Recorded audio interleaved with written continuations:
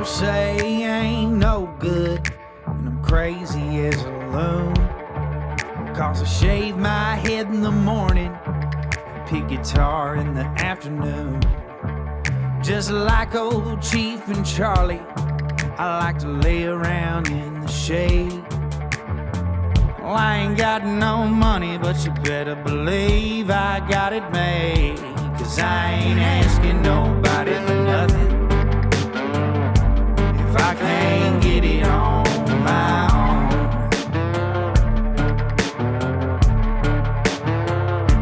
If you don't like the way I'm living, just leave this bald-headed country boy alone.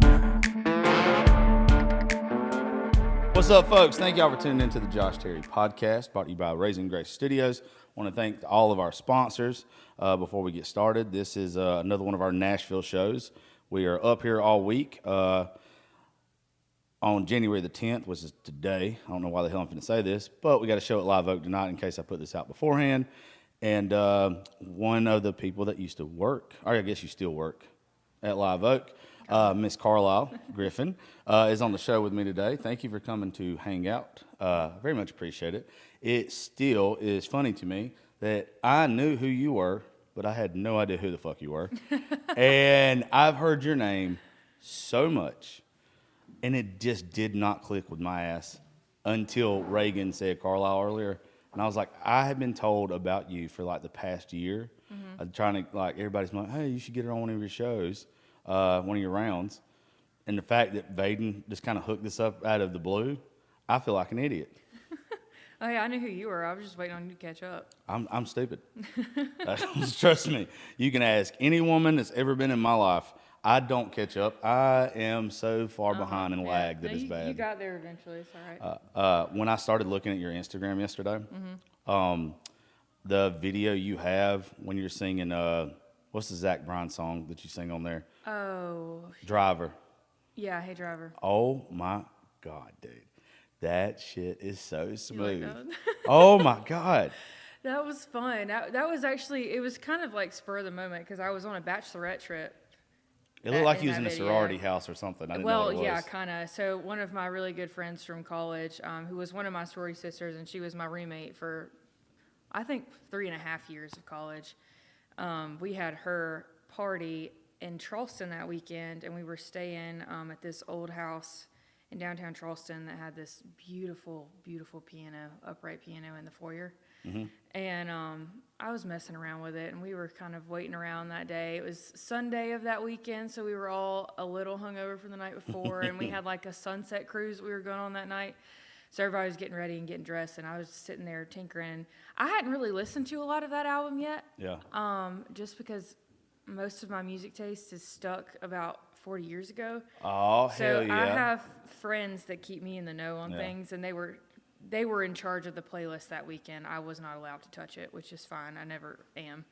I don't give the option to my friends anymore. I just hook my shit up. Yeah. And my stuff is the same way. Well, I mean, sometimes there is a time and a place for the stuff that I like to listen to, but it's not always. What do you like to listen to? I mean, Fleetwood Mac's my favorite band of all time. So Fleetwood Mac, Bob Seger, Eagles. I love Joni Mitchell, Carole King, James Taylor, that kind of singer-songwriter, folky stuff, Jackson Browne. And then I really love like old soul music, Otis Redding, Al Green, Four Tops, Gladys Knight and the Pips, Clarence Carter, all that kind of stuff. Clarence Carter. Mm-hmm. I am a huge, like, country music will always be like my bread and butter, like that's what I love. But you turn on like some Muddy Waters, or you turn on that bluesy shit, I think it's the sexiest music ever. Oh my God. Yeah, whenever I hear anybody doing anything along those lines, yeah, I get excited. Like in probably the worst ways possible. I understand. I'm right there with you. I don't see how people don't. I don't see how when you hear that shit, I know. It just, fuck. It blows my mind how that could not appeal to everyone. Yes, 1,000%. Yeah, it's my favorite. It always has been. That's the one thing I'll put on if I'm, feeling sad or Yeah. in a bad mood or whatever, that's the one type of music I can always turn to because I know it might not make me feel better, but it's not going to make me feel worse. I think I listen to Aretha Franklin's greatest hits more than I listen to anything. I think she's got the best voice of all time. And I won't touch her. I would never try to sing one of her songs. I don't think anybody can. No, I don't think anybody should, unless you're like Jennifer Hudson or something. There's even something about like Aretha though, like even when you hear somebody else doing anything, it just doesn't have. There's something about that when you got that heart and soul, man. Somebody can't remake that shit. No, you're born with that. That's instinctual. I wish I was.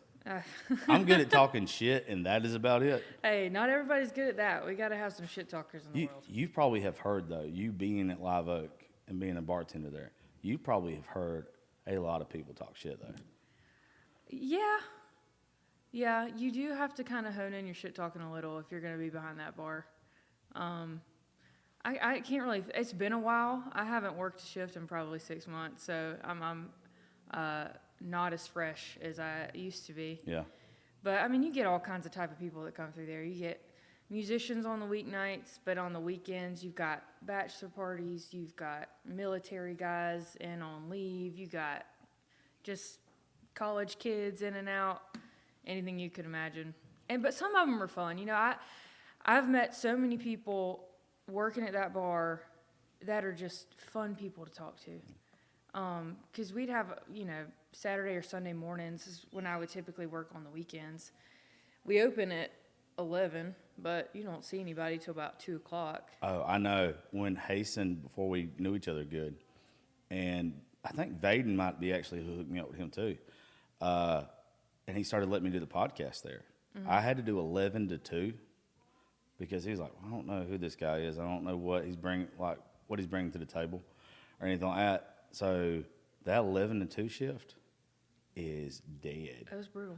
It sucked, dude. It's brutal. Unless you have the odd Saturday in the fall where there's a real College good football. noon game on. Yeah. And then you might be good. And we also host a Patriots fan club on Sunday, which I do have a good story about that too. That when I first started, those noon Patriots games. Okay, so I don't know nothing about this. I've always seen like the Patriots stuff in there, but I didn't know like y'all did like a Patriots thing. Yeah, so we host the Patriots fan club and also the Florida State Alumni Association, which I didn't know when I started working there. And I went to Clemson. I'm a Clemson grad, so we instinctually don't really care for Florida State much. I bet you don't. Especially not after this year. That game broke my damn heart. But when I would bartend that game, I would always wear my Clemson sweatshirt. And I actually got more tips doing that Really? than you would think. Yeah. Was it like people giving you hell about it though? Oh, yeah, but I give it right back. I mean, I understand. Yeah, you seem like the type that would give it like, I know like bartenders you don't necessarily have to be ornery, I guess, but I always like one that just literally you can tell is either the resting bitch face on somebody or just ready to spout off it right back. I love watching that. I love when a bartender gets in it with somebody. Oh, and it's funny because you'll have some people, you just see the light turn on in their eyes when you start throwing shit back at them. And that's when it gets really fun because then it kind of turns into a performance, It's not really you anymore. You're just playing a character, which I used to do some acting and stuff in high school and musical theater and all that jazz. So I get a little kick out of that. Just kind of playing the character. I don't know if I'm that person all the time, but I can be. I grew up in quite a shit-talking environment. How old are you, by the way? I'm 24. Okay. I had to think about that for a second. Wait till you get 36. I And know. you always have to think about how fucking old you I was are. about to say 23, and I'm like, oh, that's not right anymore. I'm turning 25 this year. So Okay. I'm on my way up. What's like one of the, you got like a standout moment at Live Oak as far as some of the performances and stuff that you've had to sing there? I always like asking that because I just love the writers' rounds and everything so much. Yeah, I do. I have a couple. I would have to say the first one, and you'll have to ask Kason about the story sometime because he tells it probably better than I do. But when I started working there, I didn't really verbalize much that I had moved to Nashville to do music. Yeah. I didn't know anything much about Live Oak. I didn't know it was a songwriter's bar when I got the job there. and maybe they probably told me that. I just didn't know what it meant. And so a couple months into working there, I was working a Sunday morning shift for a Patriots game. And that fan club, typically, they do kind of a whole monologue spiel and a prayer and a national anthem before the game starts. Okay. And so they'll have somebody come in and sing the national anthem. And I was working. It was pretty busy. It was early in the season, so they were still getting a lot of people in there. This was back when, the Patriots were actually decent. They look like trash. I'm a big Tom that's Brady fan. That's a whole nother tangent. I'm not going to go there. But Hasten comes around the bar and he goes, "Hey, they need somebody to sing the national anthem. Will you do it? I heard you're a singer." I've heard this story. I shit you not. I've heard. Has he told Hasten has told me this. Yeah. And so I look at him and I go, "Are you serious?" He said, "Yeah, I'm serious." I said, "Okay, I'll do it." He goes, "You're serious?" I said, "Are we serious or not? I'll do it." And he goes, all right, I'll tell him.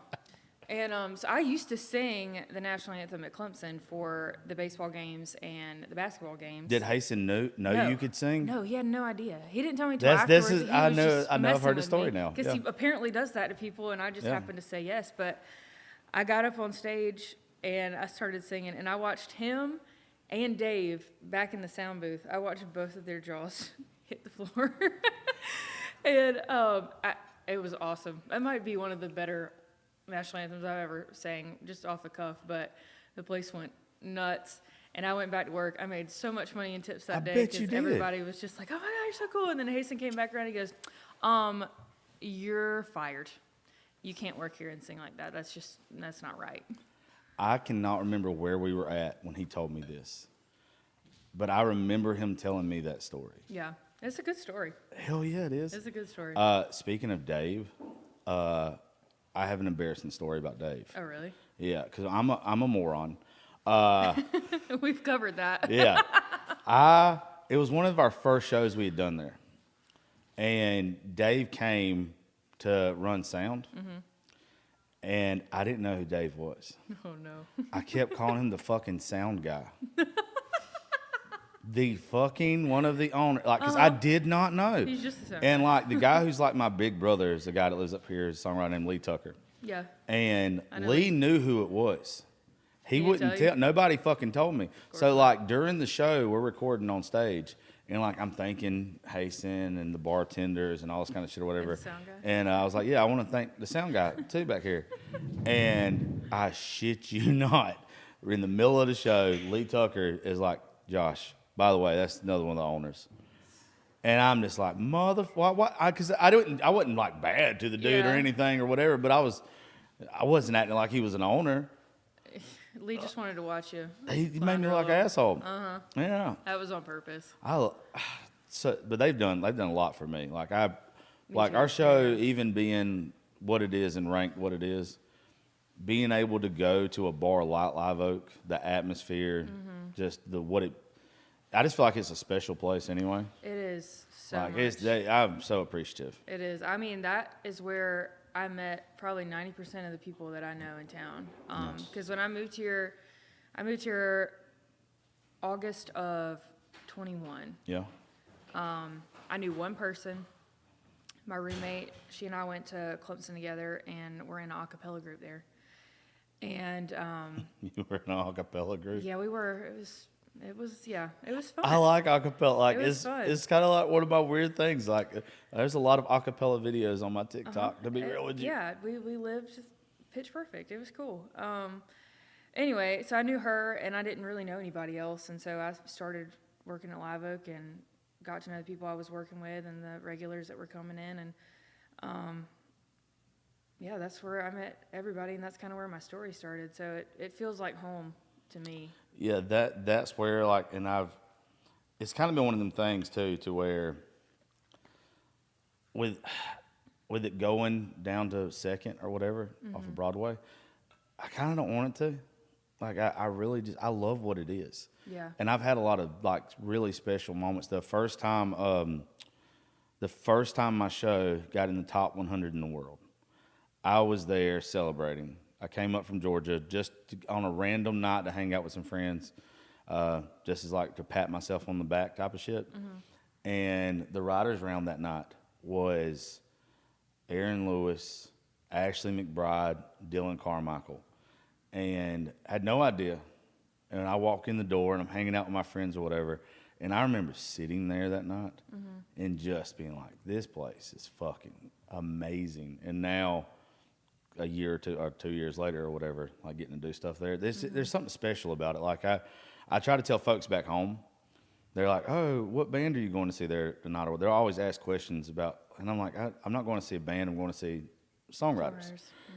And people just don't get it. Like where I'm from, they don't understand it at fucking No, all. they don't. It's a really think, hard concept to explain to somebody who's they, never seen it before. They really do think, and I hate that people are like this, that if it's not on radio, it's not good. Right. And it's like, no, you don't know. Like the best music I've heard in my life has not even, no, it's not even close to being on radio. Yeah. And Which is wild. I'll tell you another thing that blows my mind about it a lot too, though, is when you see people and you hear how good they are and how great their songs are, and then you're like, this person isn't got a deal. This person isn't, like, it doesn't make sense to me for the most part. Yeah. I've had that thought many a time working in there. Because it's insane the amount of talent that is in this town. Yeah. That goes unrecognized at a larger level. I've done got to where I'm a dickhead back home, which dickhead anyway, but I get a bunch of, like, I don't want to say kids. I get a lot of people that are like chasing their dream. And I try to tell everybody, you ain't got but one life, you ought to. You ought to just do it. But I'm a realist. Yeah. And I try to tell so many of these people back where we're from that reach out, that want to come to the show, that want to get on a writer's round or whatever, they're always asking me, like, do you think you got to be in Nashville? And I do my best to say it in a nice way. But I'm like, look, the best person in our hometown, the best person in any hometown, goes up there thinking that they're going to be the best when they get there. And you're not. Like, just because you were the best in wherever, you get there and everybody you meet is the best in their hometown, right? Yeah. It's insane. It's like leaving high school and going to an honors college thinking you're still going to be smart. And You're not. No.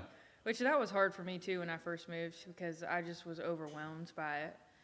The amount of talent in this town, the amount of talented vocalists and talented songwriters, and the list goes on and on.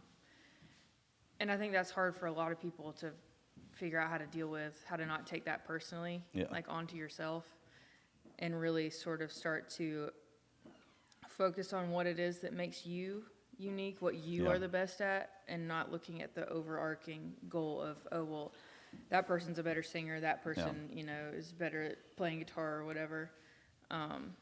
You got to have a strong sense of self to be able to stay here. Well, I think you got to be smart enough not to compare yourself to others. That's another part of it too. Yeah, like because it's everybody, and like all my buddies, I feel like are equally as good, but in different ways. Yeah. And like I could see, especially, we went to the listening room last night, and we watched Jenna LeMaster, Casey Tyndall. Do I say her name wrong? Is it Tisdall or Tyndall? Tyndall. I don't know why. Yeah, I always think I say it wrong. Love to. Farron Rachel's and Ashland Craft. Yeah. And watching them, even Farron said, like back in the 90s where there was a lot more women on country, like on radio and everything. And you leaving just fucked up my whole train of thought there. Good job, Reagan. You don't realize, like, she really just fucked me up. I had a great thought in my head, and it was about women in country music. And it was about how not enough of y'all are on the radio, and a lot more should be heard. And it just slipped. It's agreed. Well, all four of those women that you mentioned are absolute badasses. Beast, dude. I mean, crazy. Yeah, I've seen them. I've seen all of them play at Live Oak. I've had all of them on the show, but Casey. But I think since I started doing the show, like half the time she was pregnant. Yeah. So like I didn't ask then, but I'll hopefully get her. But you stand out like with them though. I'm telling you, like when I listened to your stuff yesterday, you have a unique voice. That's what the fuck I was getting to. There we go. There we go. It fucking hit me right there. It's not comparing yourself to somebody else, but being self-aware that you're unique. Right. Like I think that's how you succeed. Like knowing, like you can't overstep or you can't sit there and say, "Oh, I'm going to go and sing a Lainey Wilson song or something like, and try to be Lainey Wilson." Like when I heard you doing the Zach Bryan song, yeah, it's like this is so unique. Like your voice, it stands out. Well, thank you. Yeah, and that was a cool thing. I made all of my friends stand in the back of that video for me. I had an idea in my head. I don't know if it really came through the way that I imagined it, but it worked out really well either way. And I ended up having the War and Treaty comment on that. Oh, that's cool. On that post, and notice it out of the millions of covers people have done of that song, which was. That was kind of validating, when you do stuff like that. And TikTok's so hard these days when you're just cranking stuff out and nobody's seeing it. And it's, the same stuff over and over again. That's that little light when things like that happen is like, oh, I am doing the right thing, I thought that they were going to sing, like harmonize with you the way that they lined up in the back. And that's what I was waiting for the whole time. I think everybody was waiting for that. So maybe that's why they watched it to the end. I don't know. But no, they're all super supportive. All of us went to college. We were all in the same sorority together, and we've stayed friends throughout the years. We do this thing in February in my hometown that we like to call Swamp Fest. Swamp Fest. We started it my freshman year of college, and I bring all of them down. The first year we started, my dad, he guides quail hunts for fun. So we have a bunch of bird dogs and stuff, and so he kind of wanted to show off a little, like kind of what we do down there, because I grew up that way, and I'm so thankful to have had that experience because it is so fun, and I love sharing it with my friends. But a lot of them, had never shot a shotgun or shot skeet or gone hunting and done any of that stuff. So we brought them down that first year and shot birds and, showed them how to load a shotgun and how to shoot skeet and do all that stuff. And as the years went on, we kind of dropped the hunting part, kept the shoot skeeting, but we realized we like to drink beer too much to actually hunt. So that gets in the way of me doing a lot of shit. It does. It gets in the way, and we just want to have fun, So we shoot skeet, and then we do a big old trail ride with all of our ATVs. We had 14 of them last year to accommodate everyone. This thing gets bigger every year. And then in my sophomore year of college, I started playing in a cover band in Clemson. And so we started bringing them too. And so on that night, the Saturday night of that weekend, we'd bring all the stuff out. The band would play. We'd do a big concert for everybody who came. And, they keep coming down. And I don't really know where I was going with that. I'm sure I had a point at some part of that story. It's okay. This one's just going to be random. Yeah, that's fine. That's fine. But I guess my point was that they're all really, really good friends of mine and have been extremely supportive in this journey of mine, and they continue to be, and that was, part of their solidarity. But we'll stand in the back of this video while you tinker on the piano if you want. That's cool. Do you get, like, I try to ask everybody this, like, where do you think you are, like, as far as obtaining your goal? Like, I know a lot of people get stuck. They get complacent. Yeah. And they just don't realize, like, hey, every day you got a chance to win another battle or whatever. Mm-hmm. Like, how do you think that you're doing, like, trying to achieve what you want right now? I think I'm still on an upward climb for sure. Yeah. But I feel like I have upward momentum. And I don't know exactly how far along I am, but my measure for myself, what I've always continued to tell myself through these few years that I've been trying to do this is whenever it gets to a point where I kind of feel like I'm stagnant is when I'm going to need to reassess things. Because I've had a lot of exciting things happen in the last few months, a lot of exciting things that will happen in the next few months that I think are really going to put me on that kind of upward trajectory, maybe a little faster than what I have been doing. I've got some new songs out, or new songs coming that I just finished recording that'll be released this year, and some other really cool stuff that's happening. So I guess I will say like 25% of the way. I'm still really building that base, figuring out who I am, figuring out what kind of brand I've got, what sort of message I want to bring to people, what kind of vibe I want my music to have. Like, I'm still finding my place, and I think that's going to take a little bit more time and a little bit more self. The fuck is that? Do you hear that? Somebody cutting the grass? I didn't see any grass outside. Jesus Christ, what is that? I know that y'all can't hear this, but it sounds like. We know what it sounds like. Is there something in a drawer? That's in here, right? Or is that? No, I think it's upstairs. I don't think there's an upstairs. There is an upstairs. I accidentally walked all the way to the top. Oh, I no missed shit. The door on the way. Holy shit! It literally. That sounds like a vibrator in a drawer. Yeah. That is horrible. That's a powerful one. God damn. Gee, that's a. Was it? What is a? Fuck. What is it? Damn it. Where can I get one? I can. It's got a Hemi. Shit. God, man. You know, of all people, that like something like this would happen. Do you hear it too?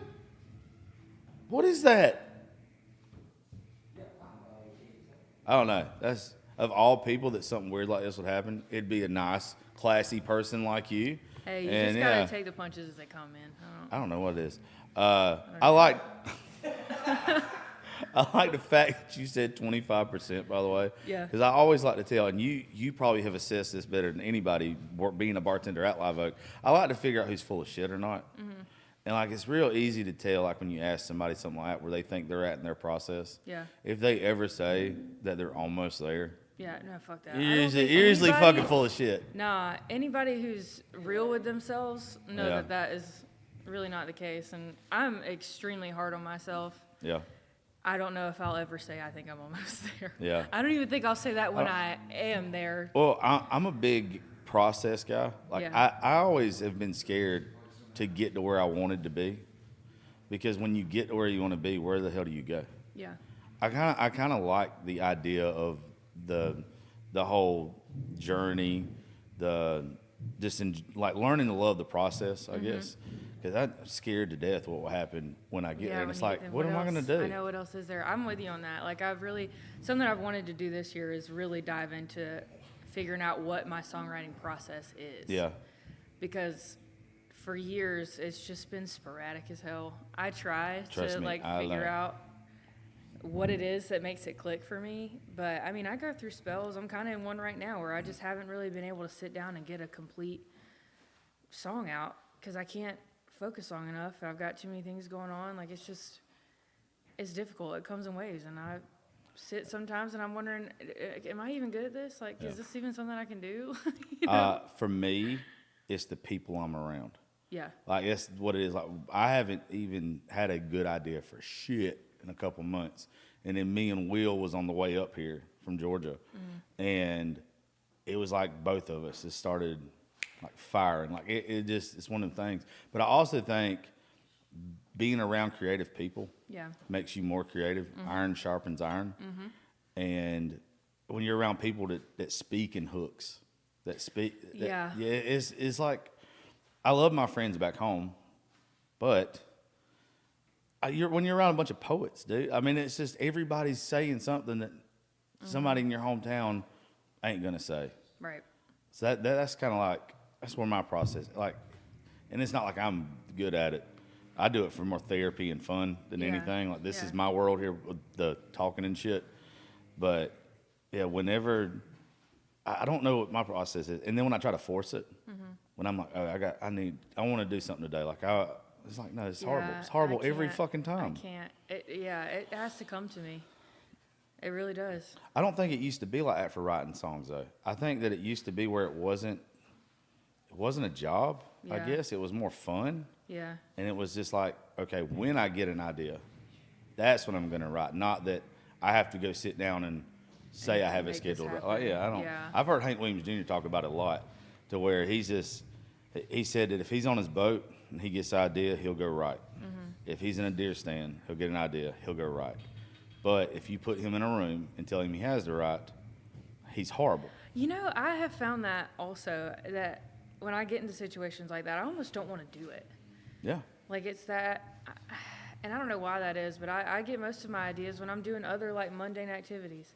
Yeah. I'm washing the dishes, I'm going for a walk, I'm driving. I take a lot of long drives by myself. Like, Oh, that's my fave, dude. yeah, that's when I get most of those ideas, and I don't know if I could, I had somebody ask me once if I was looking for a publishing deal, and I said, I'm going to be totally honest with you, not really. Yeah. Because the idea of having to go into a room with random people 6, 7, 8 times a week and be pressured to write something that a lot of people are going to like, I'm not going to function well in that environment. Yeah, I wouldn't. I would not at all. And I think it kind of takes away, like, I'm a big legacy guy to where, like, I want the people that I'm around or the people that, like, I associate with not to be worried about right now. Yeah. But, like, 10, 15 years from now. And I love the people that write the songs that it's not going to ever touch country radio.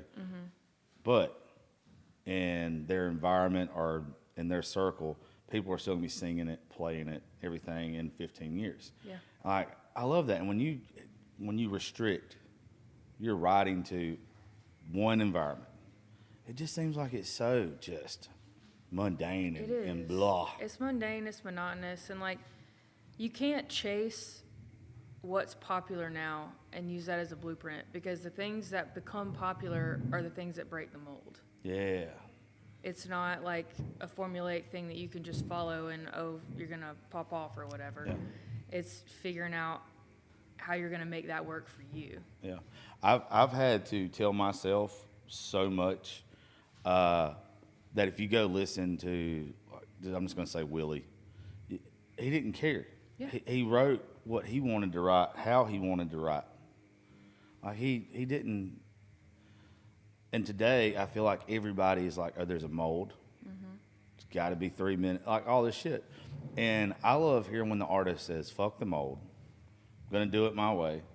And then it's like some real art. Like it's real fucking good. Yeah. But I don't know where I don't know in music. I guess when it stopped being just music and more entertainment and business and all this type of shit. They were like, oh no, we're going to make everything the same. It's going to be cookie cutter. Yeah.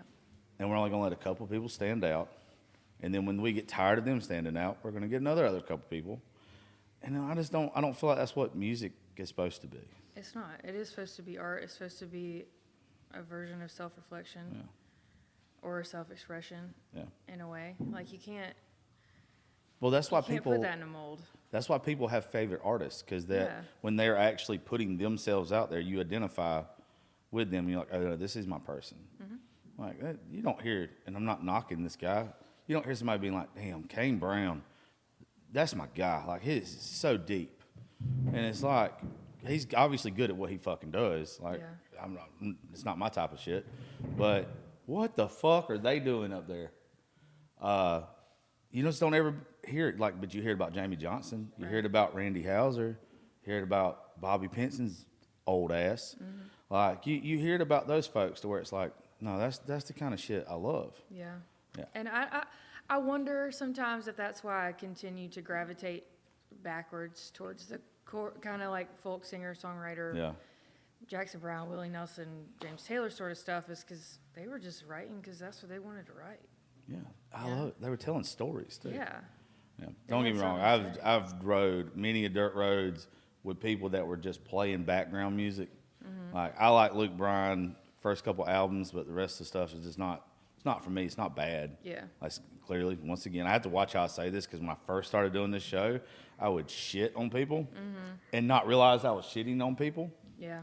And I love what they do. I love that they have a fan base and all this kind of stuff, but I don't want to just hear background music. I don't want it to just be another song. Yeah.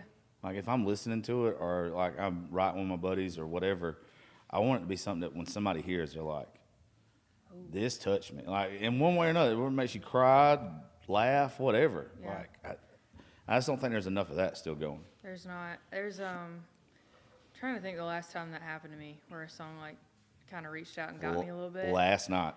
Really? Fair and Rachel's has a song. It's called Fool's Gold. Yeah. It is holy shit. And it's talking about, and it's from a woman's perspective of cheating on her husband. And I can't remember how the fucking line goes, but it says, let me think on this. It says something along the lines of she cheated on him in a hotel room in Georgia. And it says, I'll be the fool, talking about won't say what happened. Yeah. Because he's wearing fool's gold. Yeah. Yeah. His wedding ring is fool's gold. Yeah. And she's hiding the fact that she cheated because she knows it would break his heart. I'm telling you, fuck. Like, so good. Damn. I live for those moments. So, like, I don't know what part of me just is obsessed. I Yeah. love sad girl country. Sad girl country Sad girl is country. legit my fucking fave. And I don't know why. I am not like, I'm not feminine at all. Yeah. But you play some sad girl country around me, I love it. I have blared, you know Becca Rowe? Mm-hmm. All right. She played on the show last year, and she played that song, I Don't Want to Have to Fix You Too, before, I guess, Megan Maroney cut it with Yeah. Cameron Marlowe. Yeah, Becca Rowe. And I have listened to that song. My daughter is 13. Yeah. When she gets in my truck and Megan Maroney's on the radio, she's like, what the fuck are you doing? But I'm like, this is a great fucking song. I love this song. Yeah, my friends, I mean, 'cause we're all, I'm 36. All my friends are around my age pretty much. And they're like, what is a grown man doing listening to these sad ass women songs?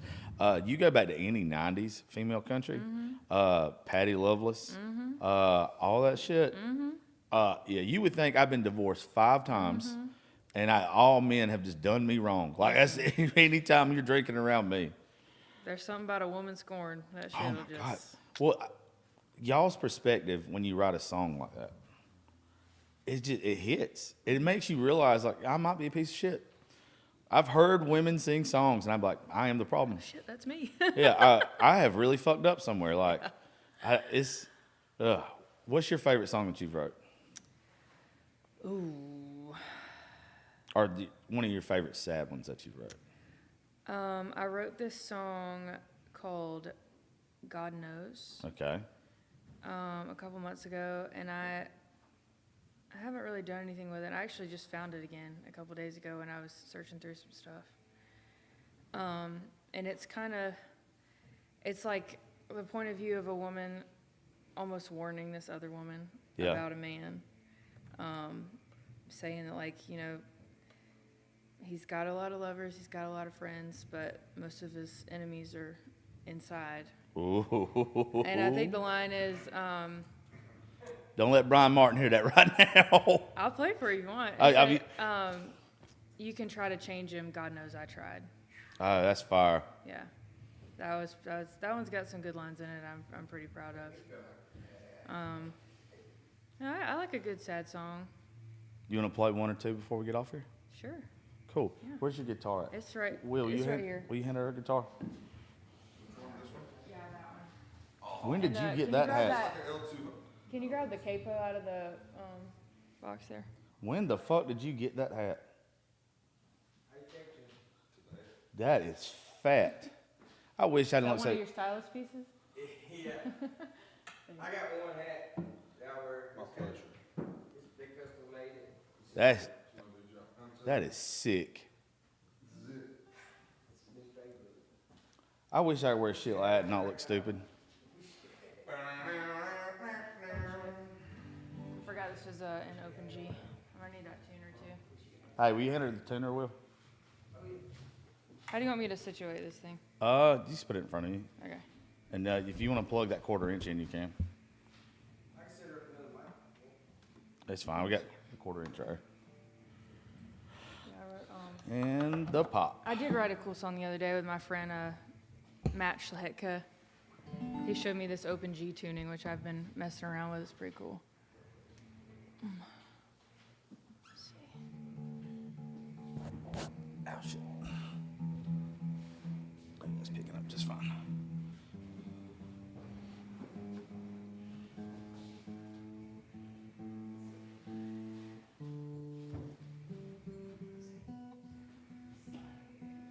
So they are going at it up there. Yeah, they're doing something.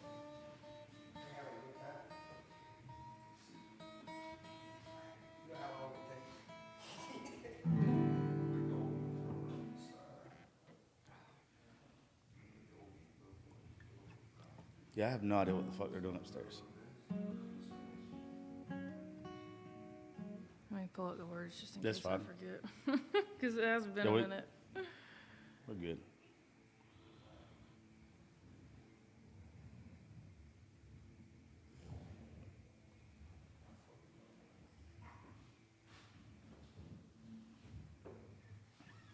All right, this is God Knows. Like, hell yeah.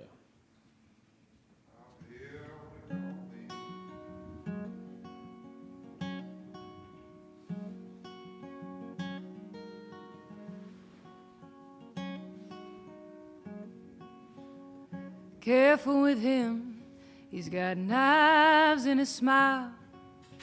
He'll invite you in, ask you to stay for a while.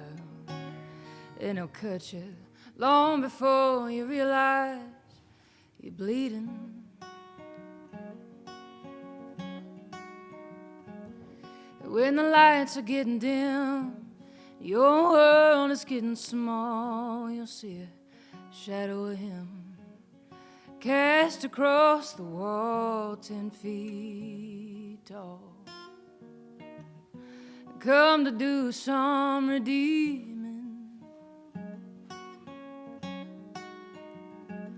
Yeah, he's got lots of lovers, he's got lots of friends. Most of his enemies come from somewhere deep within. Maybe you can change him. God knows I tried.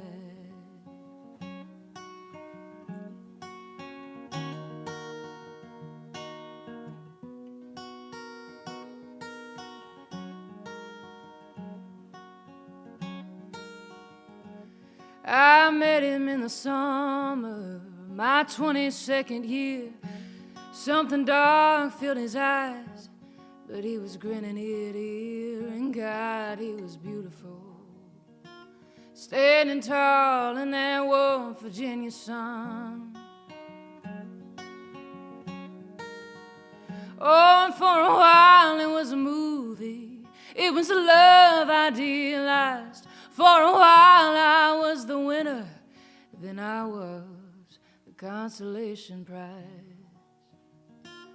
For the nights he couldn't find a better distraction. Yeah, he had lots of lovers, he had lots of friends. Most of his enemies came from somewhere deep within. Maybe you can change him. God knows I tried. Oh, I tried on.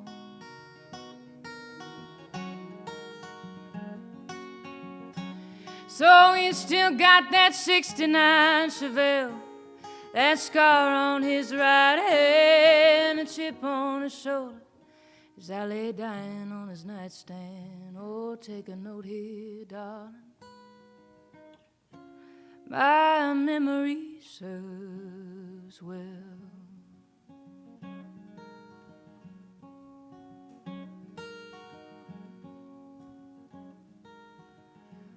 Oh, well, I apologize if I've overstepped my bounds. He was something to me then, don't mean much to me now. This was just a warning. Go on and do as you please.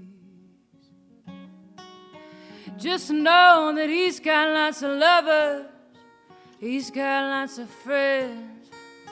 Most of his enemies come from somewhere deep within. Maybe you can save him.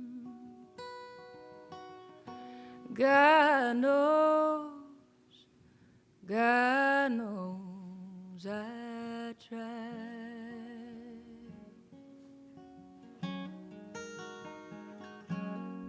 Holy shit. Instagram and hearing you on there don't do you justice, dude. Holy shit. Thank you. It's fucking smooth. Your voice is silk. Thank you.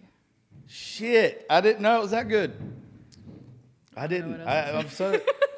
I don't, and I'm not. It's not just because you're on the show right now. Yeah. I'm not kissing your ass.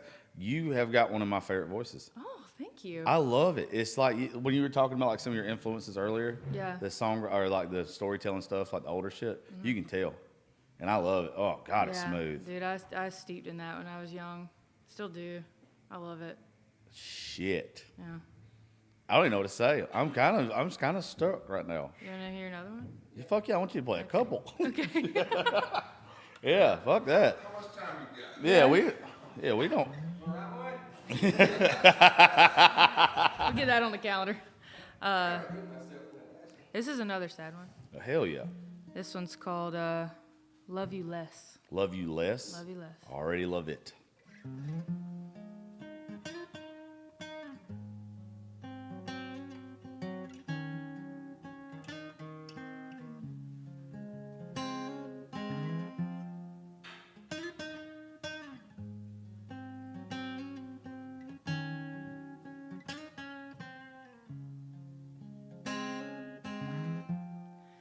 I thought that leaving was all that I needed to do, to make a clean break, to escape the idea of you. But still here I am wondering how you've been as I'm taking the long way home. Losing all of my money, honey, as every memory takes its toll. I should feel better now, I suppose, since lightening that heavy load. But I'm afraid I miss the weight of your head on my chest. No, I can't love you anymore, but Lord, I don't love you any less.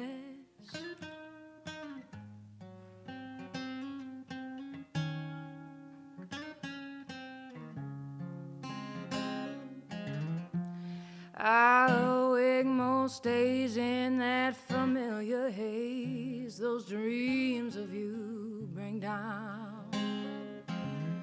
Oh, I don't know just how far I must go to remind myself I'm the one that put you out. I've been dying, trying to regain a hold on my heart. If you would have been good to me, baby, this probably wouldn't be so hard. I should feel better now, I suppose, since lightening that heavy load. But I'm afraid I miss the weight of your head on my chest. No, I can't love you anymore, but Lord, I don't love you any less. Oh, no, no, no, no.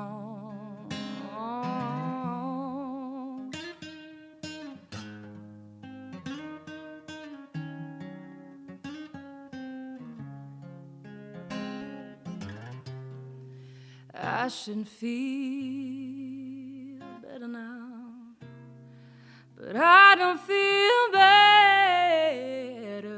now, 'cause I'm afraid that I'll always miss the weight of your head on my chest. I know I can't love you anymore, Lord, I don't love you any less, no.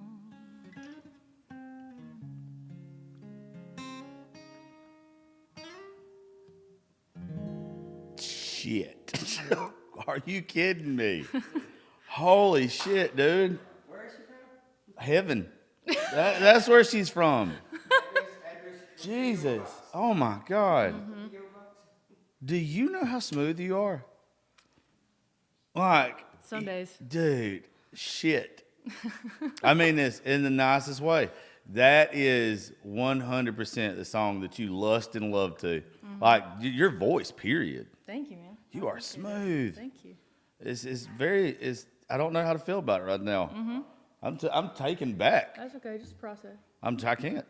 I don't know what's going on right here. Shit. Just process. I just love how you can tell you're not trying, like you're authentic. Like what I hear coming out of you, you've had to see people before that when you hear them play, you know that they're trying to sound that way, that it's not them.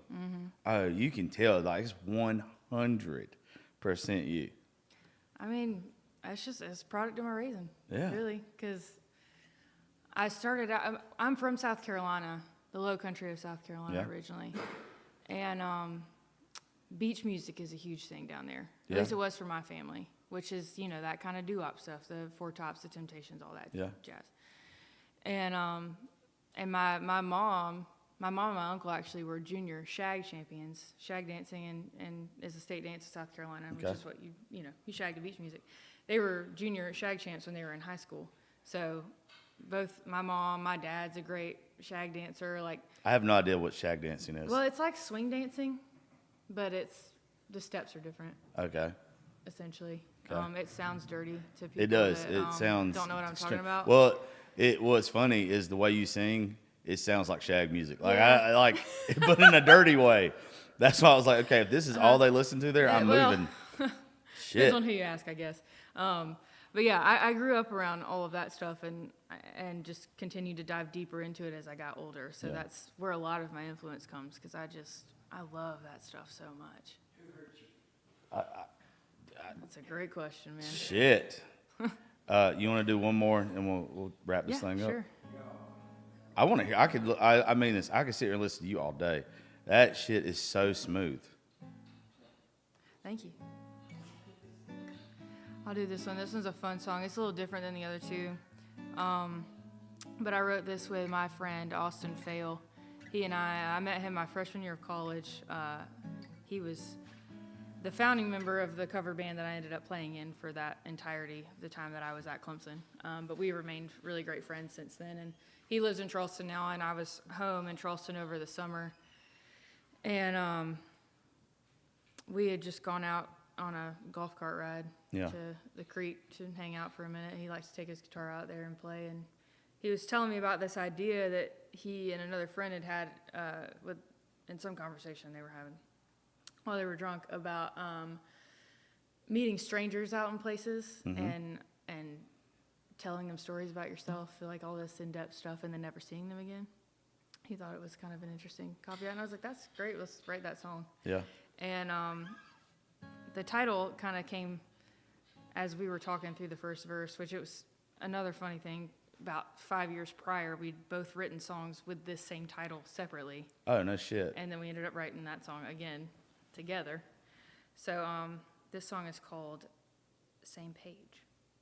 I'm already going to love it. I already know.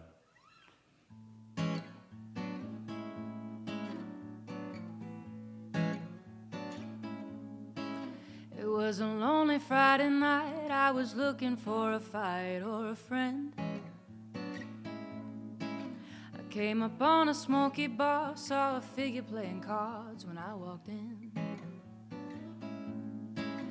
So I sat myself down as he dealt another round, said, hey, where you been? I replied, I've been here the whole time that we were two of a kind until the sun came in. Then we shook hands and went on our separate ways. We were writing different stories, spent a minute on the same page. Ooh. I was standing by a man on a platform in a station south of Penn,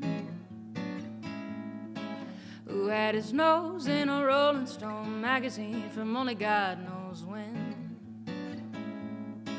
He must have had an inclination I was contemplating on my bitter end. When he looked up from his reading, eyes are pleading, and he asked me, baby, how you been? Well, he saved my life and then he saved my day. We were writing different stories, spent a minute on the same page. Ooh, ooh, ooh. They come and they go, leaving a message but no name. They come and they go, but in my memory they remain. Oh.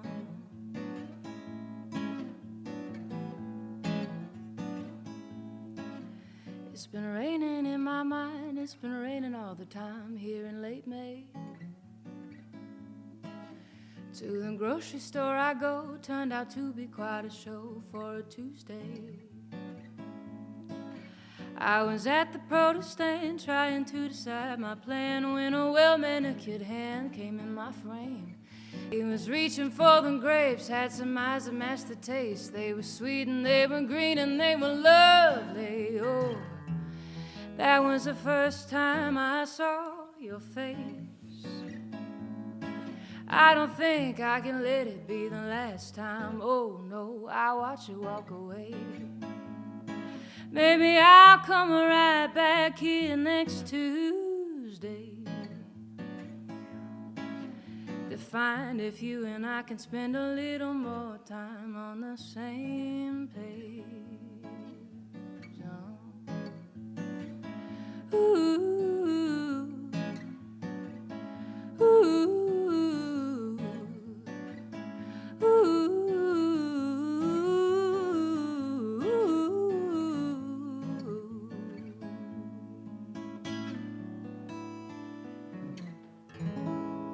Shit. You have the best phrasing.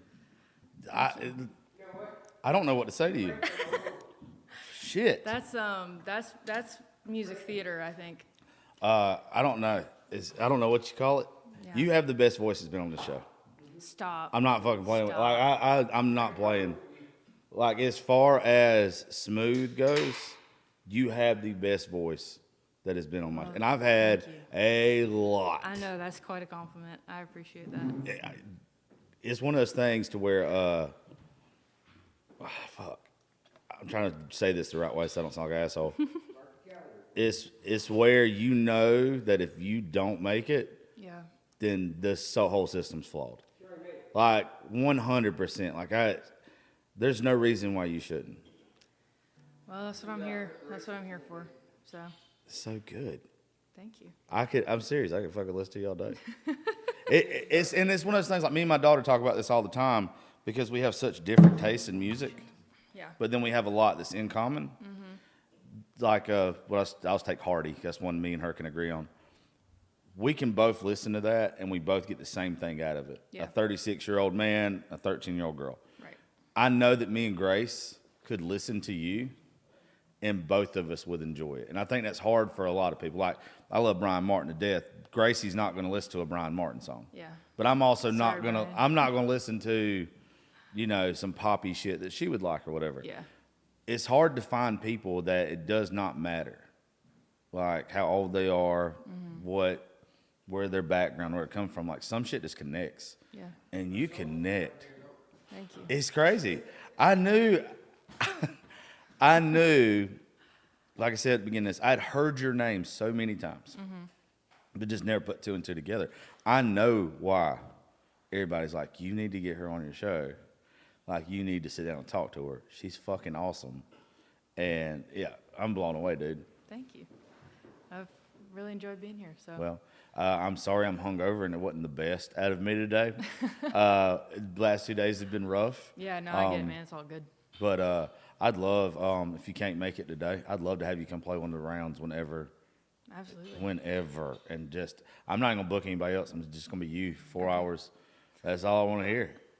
I'm obsessed with women singers anyway. Yeah. Like it's just, and I'm not trying to be creepy weird, dude. When I say this, it's the most attractive thing on the planet to me. Hearing a woman sing and being good at it is literally, it's just it doesn't get any sexier to me. Your music is sexy as fuck. Even the sad songs. How do you make a sad song sexy? You sing it like you. Yeah, I guess that's a good blueprint. Shit. But I really appreciated you coming to hang out for a little bit. Absolutely. Drop your socials real fast so Yeah. everybody can go find you. Yeah. And anything that you already have out, tell them where they can find it. Sure. Yeah. I'm Carlyle Griffin Music. Carlyle Griffin, not Ian. Carlyle Griffin Music on Instagram, Facebook, and TikTok, and just Carlyle Griffin on all your music places: Spotify, Apple, Amazon. I've got 3 songs out right now. You can check out, and I've got 3 more in the can that are on their way expeditiously. So we'll be seeing that in the next couple months or so. Yeah, I'm gonna need you to send me some demos, some work tapes and shit. I need that the second one like now. Yeah. Like even before we got the show. No, it's been a pleasure too, and it's like a lot of people that I meet up here too. You can't tell that they're a genuinely nice person. You can tell you're genuinely nice too. So it makes it even better that you're good. Yeah. Like I hate meeting somebody that's so good and they're such a Yeah, cunt. They turn out to be an like they're an asshole. asshole. That's yeah, the like worst. it makes it just like, dude, I was just a fan 5 minutes ago, and Yeah, now man, you like I ruined hate the you. whole thing. God, And now it's like I'm gonna go watch you play anytime I can. Like it's cool because you're a sweetheart. You can tell. Thank you. Well, thank you, and yeah, thank y'all for listening. And if I drop this, I don't know what the hell I'm gonna drop it. What time is it? Yeah, I'm not dropping this day. I'm not going to. So if you're listening right now, you have fucked me up. I don't know how to end my show now because of you. I am flabbergasted. Anyway, all right, folks. Well, thank y'all for listening to the Josh Cherry Podcast. Please go check her out on everything. If you see her at a writer's round and you see her out in Nashville playing, do yourself a favor. I will say, if anybody listening is in Georgia this weekend, Vaden was telling me about this. Opening up for Thompson Square in Gainesville, Georgia on Saturday. So I don't know how far that is from my studio in Georgia, but we're leaving tomorrow. I got a feeling you're going to see me this weekend. all right, come on. Fuck yes. Come on. Hell yeah. All right, folks. Well, thank y'all so much. Y'all go see her this weekend, too. I love y'all, and we will catch you next time. Oh, shit. I'm sorry. You are fucked. That's okay.